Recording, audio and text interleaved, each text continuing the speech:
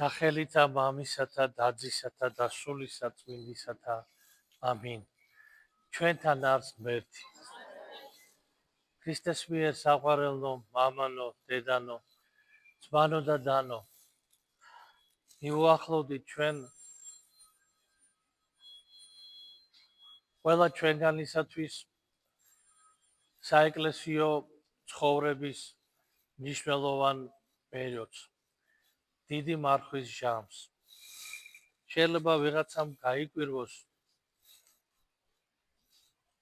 რა დრო არის დიდ მარხვაზე საუბარი. რამე თუ კიდევ გვაქვს თითქმის ერთი თვე. მაგრამ მოგეხსენებათ, რომ დიდი მარხვის ათვლა კი არ იწყება უშუალოდ მარხვის პირველი დღიდან. არამედ მას წინ უძღვის მოსამზადებელი პერიოდი. წინა კვირა დღეები, ოთხშაბათი და პარასკევის უკვე შეცვლილი მსახურება.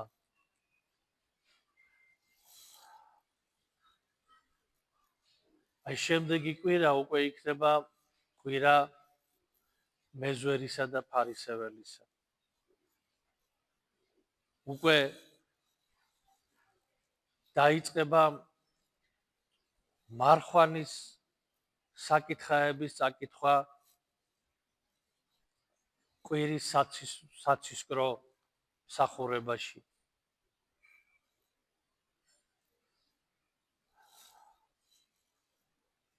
ამგვარად დედა ეკლესია ჩვენ გვამზადებს ამ სულისათვის მნიშვნელოვანი ჟამისთვის, ძვირფასო ძმანო და დანო. და დღევანდელი კვირა დღეც მნიშვნელოვანი არის. რამე თუ თავისი შინაარსობრივი დატვირთვით დღევანდელი დღის სახარება ისეთივე მნიშვნელობის და შინაარსის არის, როგორც მეზვერე და ფარისევლის უძღების შვილის კვირაკე. დღევანდელ დღეს იქნა წაკითხული ამბავი ზაქე მესვერისა. ზაქე, რომელიც იყო არა მხოლოდ უბრალო მეზვერე, ანუ გადასახადის ამკრეფი,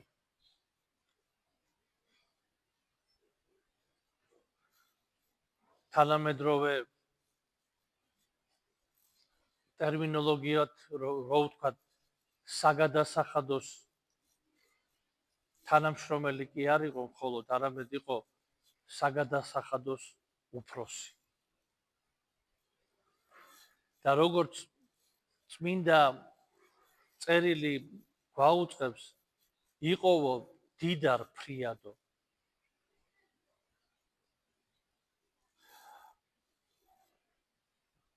და იმასაც გვეუბნება წმინდა წერილი, რომ მას და მის თანამშრომლებს ებრაული საზოგადოება მიიჩნევდა ცოდვილად. და ეს ცოდვილობა გარდა პირადი ცოდვების გარდა ეფუძნებოდა იმასაც, რომ ზაქე და იმ დროინდელი საგადასახადოს თანამშრომლები იყვნენ რომის იმპერიის მოხელეები. ანუ ეს ძალაუფლება მიანიჭა მათ რომის იმპერიამ, რომელსაც დაპყრობილი ჰქონდა ისრაელი იმ დროისთვის. და მეფე ჰეროდე და ისრაელის, გალილეისა და იუდეის მეფეები, ებრაელთა ერის წარმომადგენლები, ისინი ექვემდებარებოდნენ რომის იმპერატორს. და ებრაელთა ერის შვილებისათვის ეს იყო მდგომარეობა, რომლითაც დაპყრობილი მათი ქვეყანა, მათ ციხესიმაგრეებში და ქალაქებში რომაელი ჯარისკაცების გარნიზონები იდგნენ. კანონმდებლობა უზენაესი განისაზღვრებოდა რომაული იურისპრუდენციით, ინერგებოდა ესა თუ ის წესი თუ ტრადიცია, რომელიც ებრაელთათვის იყო უცხო, ხშირად ეს კიდევაც იწვევდა უკმაყოფილებას და აჯანყებას. იყო რამოდენიმე აჯანყება, როდესაც რომის იმპერატორის გამოსახულება ან ღვთაება უპირატესი იქნა შეტანილი სოლომონის ტაძარში და ამან გამოიწვია აჯანყება და სისხლისღვრა. და ამგვარი ვითარება იყო იმ დროისათვის. და აი ზაქე ემსახურებოდა იმ უცხო ტომელთა მთავრობას,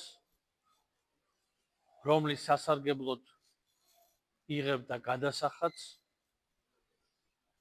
და რა თქმა უნდა, მათ დამი, არა მხოლოდ ზაქესადმი, არამედ მათ დამი მეზვერეებისადმი განწყობა იყო რბილად, რო ვთქვათ, არ სიამოვნებდათ მათთან ურთიერთობა და ამას გარდა პირადი ცოდვებიც ემატებოდა. რამე თუ ამ თანამდებობაზე ყოფნა იძლეოდა საშუალებას გამდიდრებისა იმ არამართებული შემოსავლით, რომელსაც მეზვერეები ართმევდნენ სხვადასხვა ადამიანს სხვადასხვა დროს. რა თქმა უნდა, თავად მეზვერეებიც გრძნობდნენ მათ დამი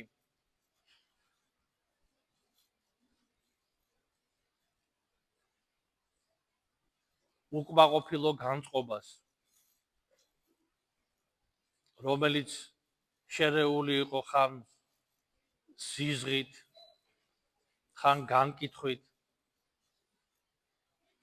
ხან სიძულვილითაც კი. და ადამიანი მოგეხსენებათ, თუ გრძნობს მეორე ადამიანისაგან მტრულ განწყობას,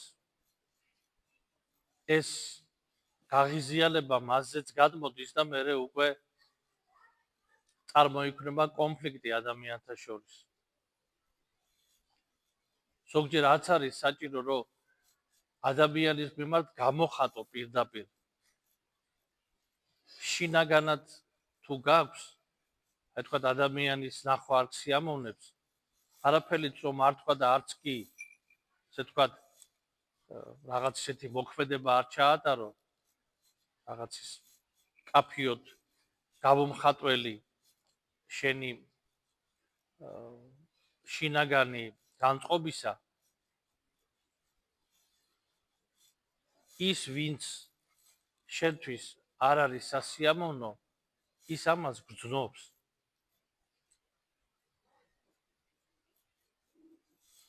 ანუ რაღაცა სახით მაინც ეს გამოიხატება. შეიძლება ჩვენს მიმიკაში, შეიძლება ჩვენს მზერაში,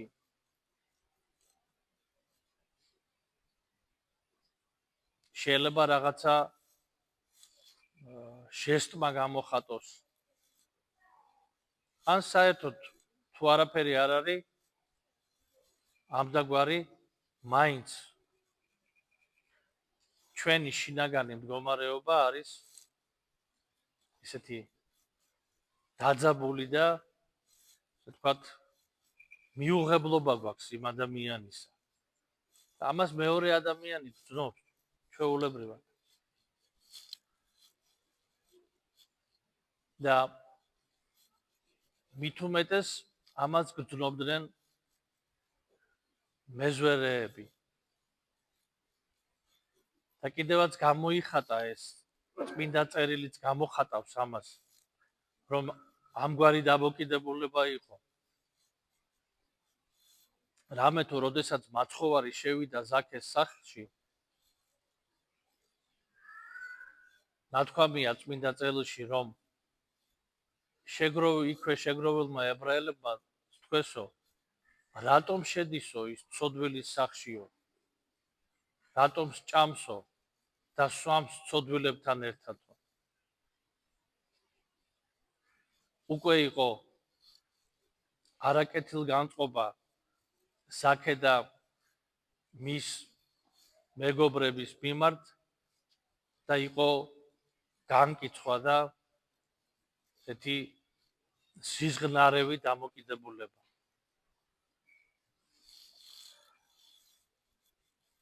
და ზაქე არის ებრაელთა ერის შვილი. ის ჩვეულებრივად ისევე როგორც ებრაელთა ერის სხვა შვილები იცნობს მოსეს ჯულის დებას.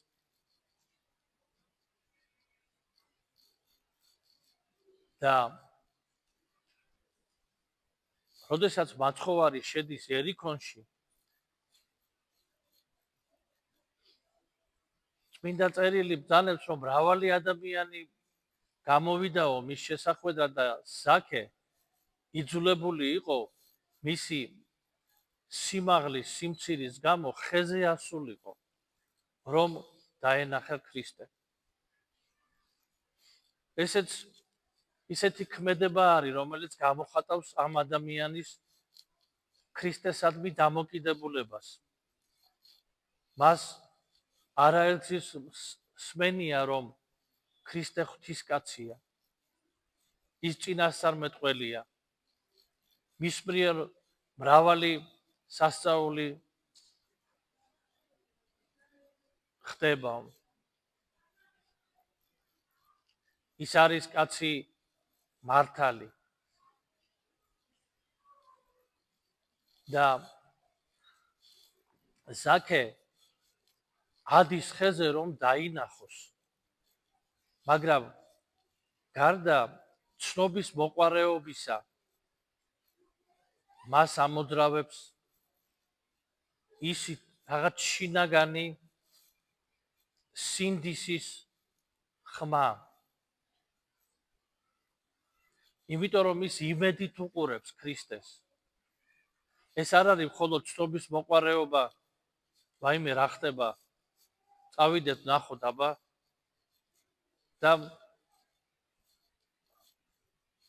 მოგვეცა მიზეზი ისევ ჭორაობისთვის და დაქადნებისთვის და განკითხვისათვის. არა. საქე ივიწყებს თავის მდგომარეობას ის შეიძლება კი არა იყო ადამიანი რომელიც სისხლს იწვევდა მაგრამ დიდარი ადამიანიც იყო ამავ დროს და მის სიმდიდრეს რა თქმა უნდა ჰქონდა გარკვეული გავლენაც ისიც იმათში ვინც ემეგობრებოდა და იმათშიც კი ვისაც არ უყვარდა ის და მოგეხსენებათ რომ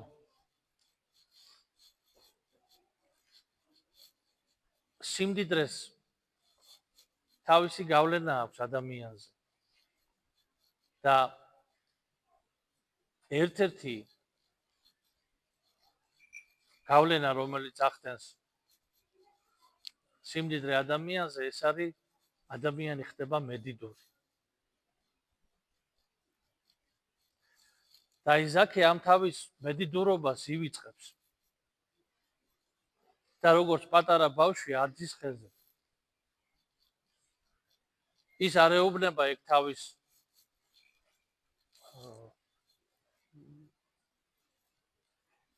თანამშრომლებს მე მომიტანეთ სკამი ან რაღაცა კიბე მომიტანეთ ან ის როგორც პატარა ბავშვი ადის ხელზე და ამას აკეთებს სინდისის მოძრაობით უნებლიე თვითონაც არ ესმის შეიძლება იმ დროს რატომ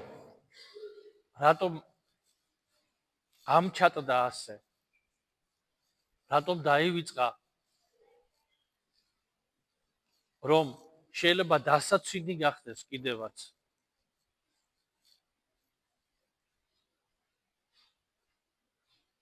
მისი არა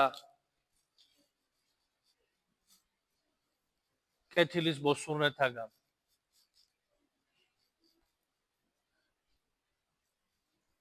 მას რაღაც შინაგანი გრძნობა მოუწოდებს რა თქმა უნდა ეს შეხვედრა არ არის შემთხვევითი შეხვედრა რომ მაცხოვარი შემოდის ერიქონში და საქეს შემთხვევით ხდება არა და ამასაც ჩვენ და გვეუბნება საქეს ისტორია საბოლოო სიტყვებით მაცხოვრისა რომ მოვედ მოძიებად და ცხოვნებად წარწმედულისაო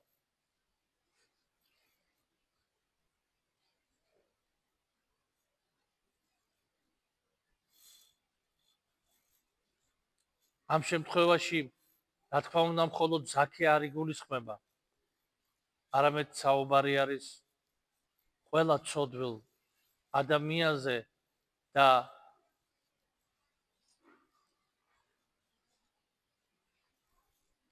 წარსაწყმედელად გამზადებულ სულზე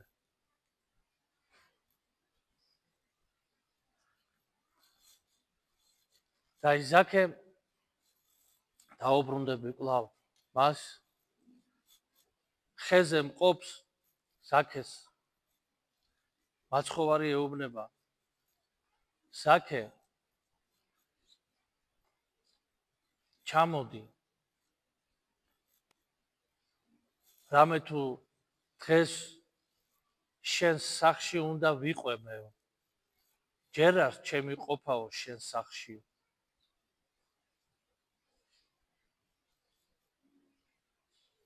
და ძალებს წმინდა წერილი რომ სიხარულით ღებულობს ზაქე მაცხოვარს მან ძალიან კარგად იცის ის არ არის ესე ვთქვათ უწყო ადამიანი საკმაოდ მაღალი თანამდებობის მქონეა მას ბევრი თანამშრომელი წავს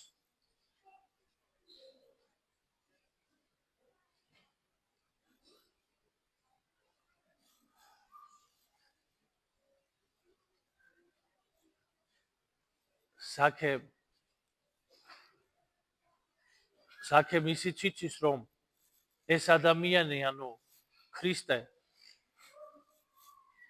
არის ადამიანი მართალი რომელიც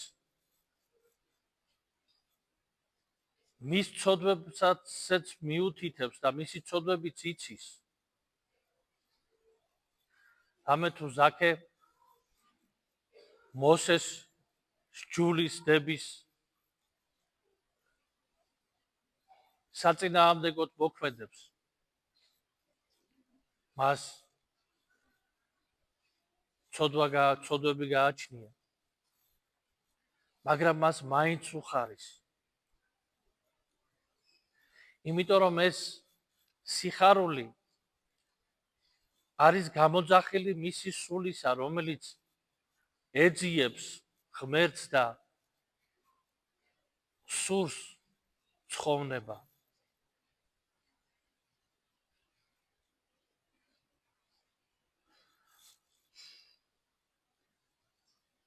და როდესაც უკვე ზაქეს სახში არიან მაცხოვარი მისი თანხლებები ზაქე და მისი მეგობრები ასევე მეზვერეები ზაქე აი აქ უკვე მთელი სისავსით გამოხატავს მის შინაგან მდგომარეობას რაც მან იგრძნო ქრისტესთან შეხვედრის შემდგომ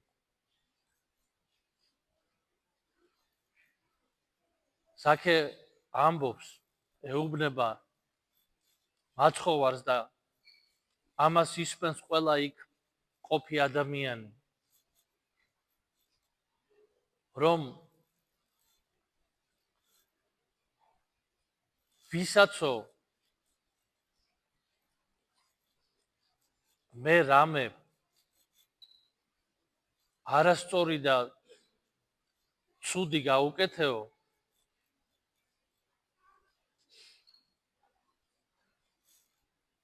ყველას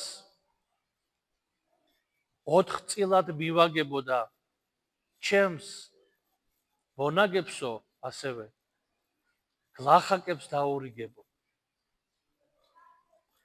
ანუ ზაქე მარტო იმას აქ ძალიან საინტერესო დეტალი არის მინდა ყურადღება მივაქციო ამას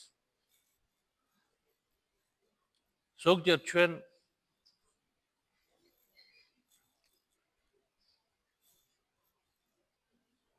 გძნობთ სინდისის ქეჯნას რაღაცა ცოდვის გამო არასწორობის გამო და მიგვაჩნია რომ სიკეთე რომელსაც გაუკეთებთ სხვა ადამიანს გლახაკებს თუ შესაწირავს რომელსაც გავიღებთ ეს ჩვენი სინდისის დასამშვიდებლად არის საკმარისი რაღაცა კმაყოფილებას გძნობთ რომ აი სიკეთე გავაკეთე და ამით კმაყოფილდებით და მიგვაჩნია რომ დასრულდა მეტი მე ასე თქვა სინდისის სხვა არანაირ ჩემი სინდისის წინაშე და თუნდაც ღვთის წინაშე სხვა არანაირი ვალდებულება არ გამაჩნია ზაქე კი შემდეგნაირად იქცევა ის ამბობს რომ გლახაკებს დაურიგოო ჩემი მონაგებიო ხოლო ვისაცო მეო დავსდევიო ცილიო ანუ ვისაც ზედმეტად გამოვართვიო რაღაცა წილი 4 მაგად დაუბრუნოო მათ და ეს 4 მაგი დაბრუნება ძვირფასო ძმან უნდა დანო მოსეს ჯულის მიხედვით არ იყო სავალდებულო თუ შენ ვიღაცას ოქროს ან ვერცხლს ასე თქვა მოპარავდი ორმაგად უნდა აგენაწყვეურებინა ოთხმაგი წილის დაბრუნება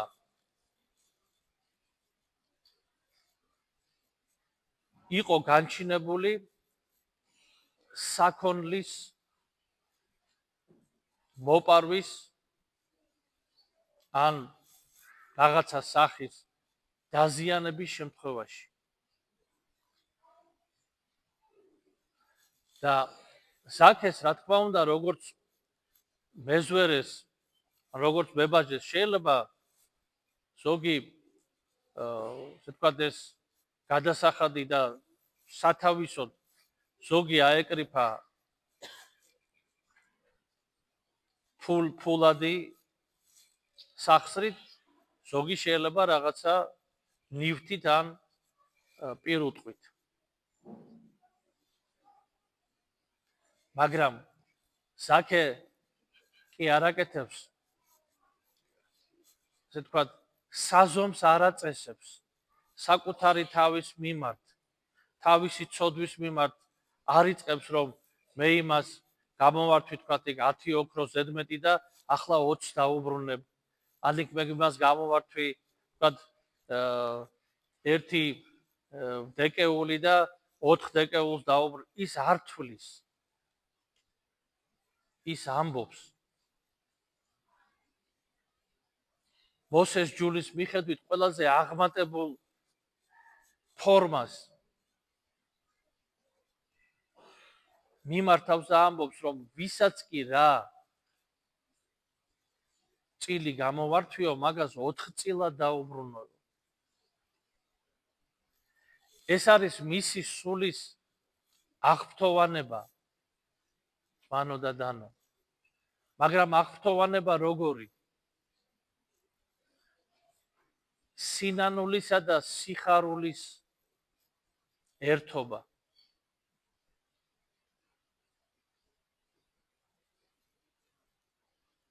ზაქეს უხარია ამას რო ამბობს იმიტომ რომ მისი სული თავისუფლდება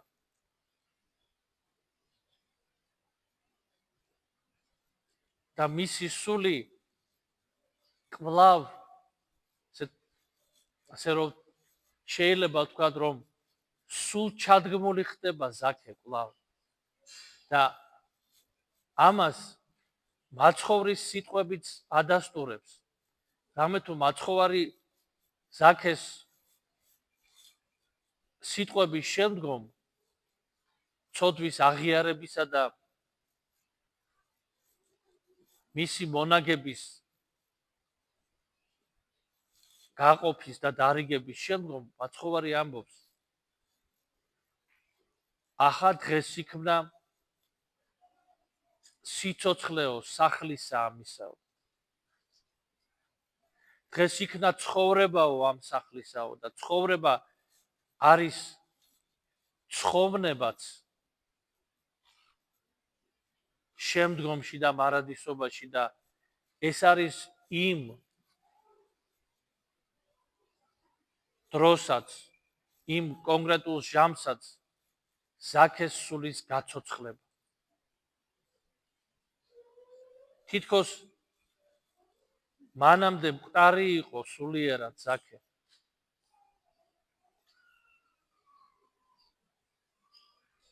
თითქოს კი არა მყარი იყო სულიერად მყარი იყო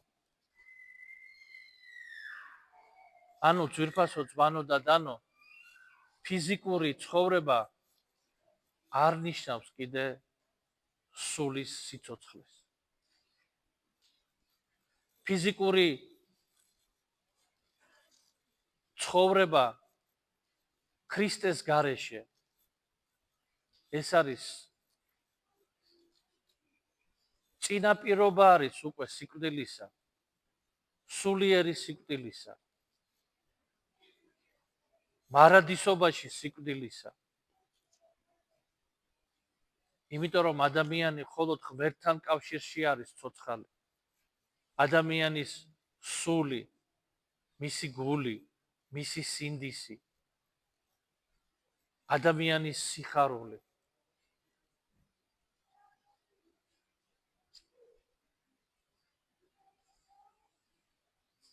ადამიანს არ წინდება ურთიერთობა იმასთან, ვინც უყვარს.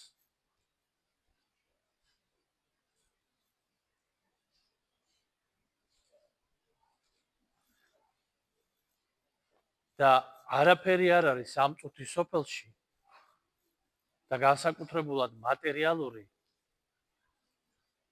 რასთანაც არ მოგწყინდეს და მოგბეზრდეს ურთიერთობა.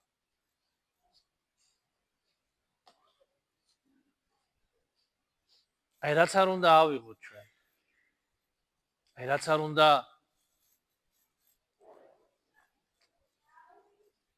დიდად გქონდეს მისწრაფება.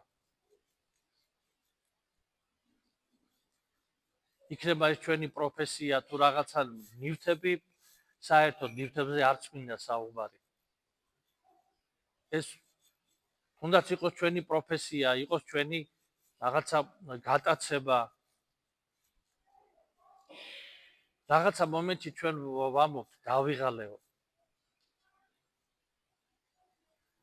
ერთადერთი რაზედაც ადამიანმა შეიძლება არ თქვას, რომ დავიღალე ურთიერთობითო, ეს არის ურთიერთობა ღმერთთან და მეორე ადამიანთან, ვინც გიყვარს.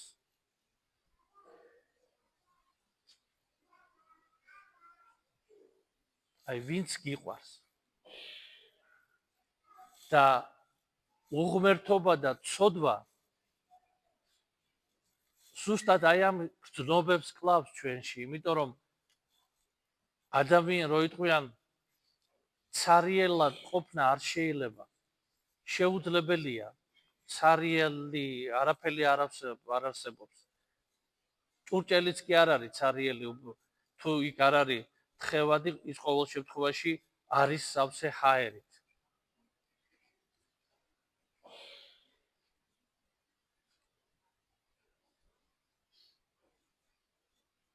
ხოლო ვაკუუმი ხელოვნურად შექმნილი არის. დედამიწაზე მოგახსენებთ. ის არ არსებობს დედამიწაზე ვაკუუმი.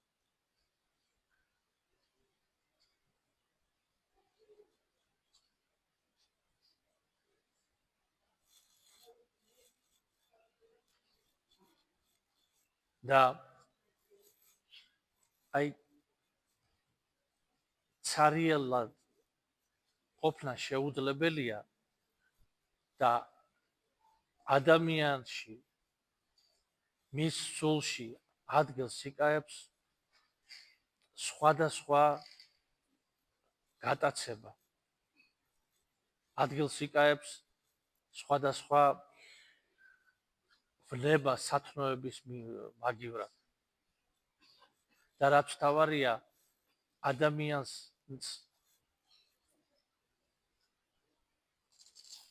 უმცირდება და უჩლუმდება სიყვარულის უნარი. როდესაც მისი შინაგანი, მისი სულის ყურადღება არის გადატანილი სხვა რაღაცაზე და ამ სხვა რაღაცას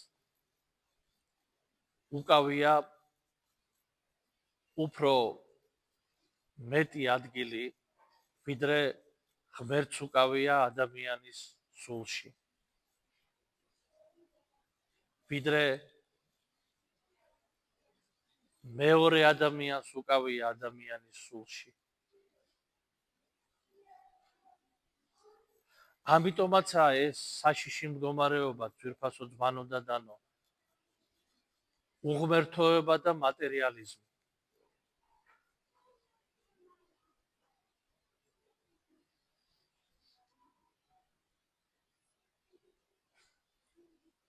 ამ ვითარებაში ჩავარდნილი ადამიანი საბოლოოდ მტრად ექცევა ღმერთსაც და ადამიანსაც.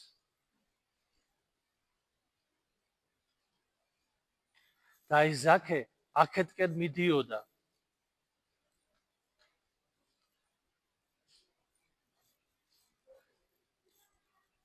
ის უკვე ისედაც არაკეთილ განწყობილი იყო თავისი მოძმეების მიმართ. რამე თუ ასეთივე არაკეთილ განწყობას გრძნობდა მათი მხრიდან.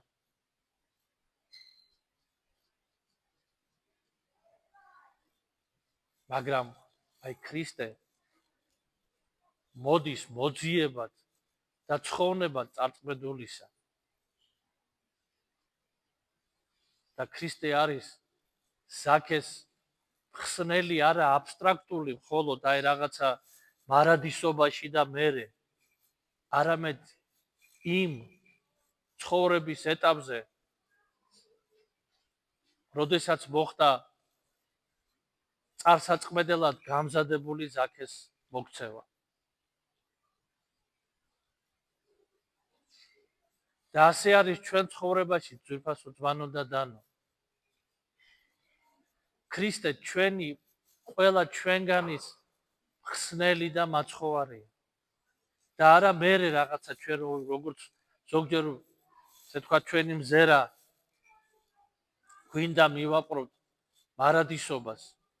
არა მხოლოდ მარადისობაში, არამედ ახლა დღესაც, ამ წუთასაც, ამ წმინდა ზიარებითაც, ამ წმინდა ახსარებითაც. ქრისტე ჩვენი მაშველი, ჩვენი მხსნელი და ჩვენი მკურნალი არის, ძვირფასო ძმანო და დანო.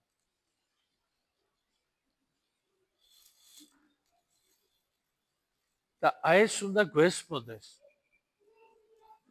და რამდენადაც ამას გავიგებთ,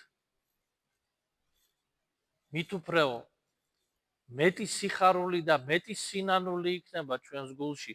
სინანული კი არ იქნება როგორც სირცხვილი და ვაიმე, როგორ რა მომივიდა, ესე იგი როგორ გავაკეთე.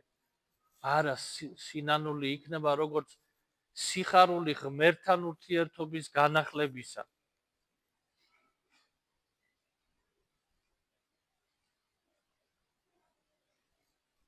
იმ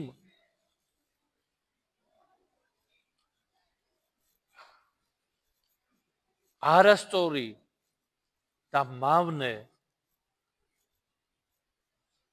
ქმედებების თუ განწყობის იმის ამ ყოველივეს უარყოფისა, რაც ღმერთთან ურთიერთობას მიშლის, რაც მოყვასთან ურთიერთობას მიშლის.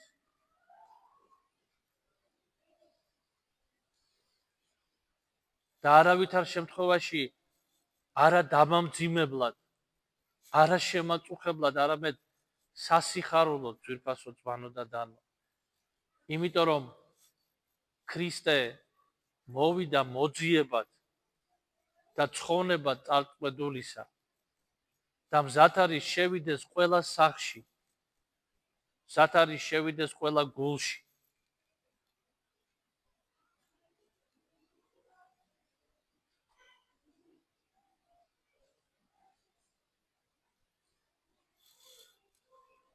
და გავხსნათ ეს ჩვენი გული.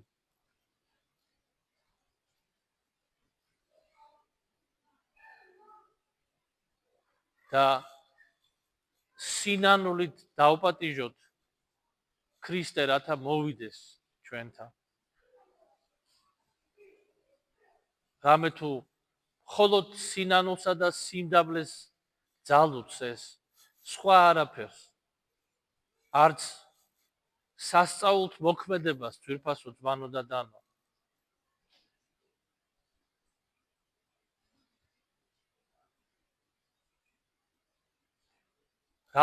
რაოდენ დიდი სასწაულთ მოქმედიც არ უნდა ვიყვე, დიდი ლოცველი, მარხველი, თუ სინანული და სიმდაბლე არ ამაქვს, ვერ შემოვა ქრისტე ჩემს გულში.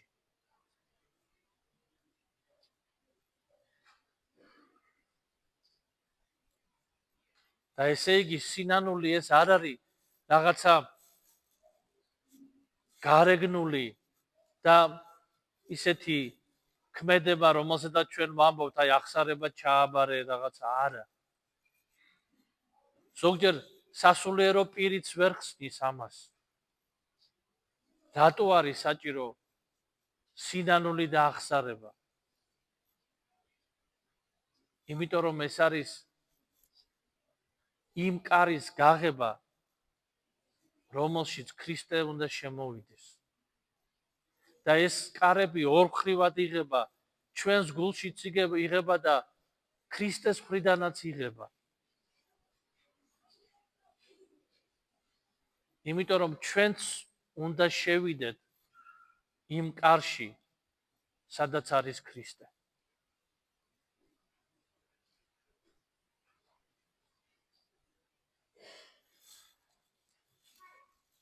და დიდი მარხვის დღეები ამისათვის არის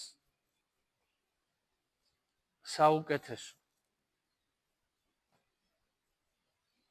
და კი არ წუხილით კი არ აღნიშნოთ, აი მალე მარხვა დაიწყება, არამედ სიხარულით თქვა, მალე დაიწყება სულის გაწმენდის დღეები. დღეები წმინდა მარხვისა.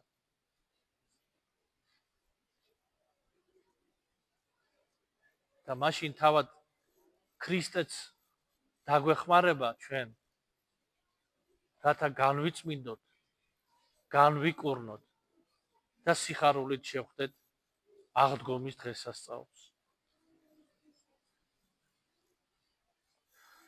მერთმა დაგლოცოთ ძვირფასო ძმანო და დანო და სული სიწმინდისა, სიმდაბლისა, მოთმინებისა და სიყვარულისა გვიბოძოს ღმერთმა ყველას.